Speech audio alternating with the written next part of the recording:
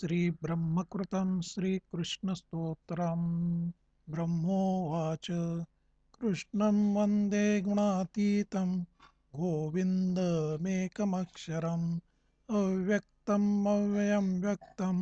गोपवेशविधायिनम् किशोरवयसं शान्तं गोपिकान्तं मनोहरं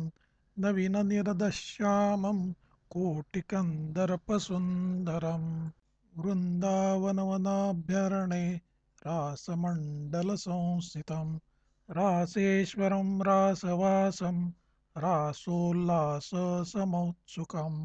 इत्येवम् उक्त्वा तं नत्वा रत्नसिंहासने वरे नारायणेशौ सम्भाष्य स उवास तदाज्ञया इति ब्रह्मकृतं स्तोत्रम् प्रातरुत्थाय यः पठेत् पापानि तस्य नश्यन्ति दुःस्वप्नः भवेत् भक्तिर्भवति गोविन्दे पुत्रपौत्रविवर्धिनी अकीर्तिः क्षयमाप्नोति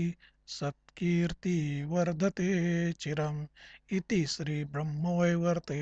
ब्रह्मकृतं श्रीकृष्णस्तोत्रम् श्रीकृष्णार्पणमस्तु।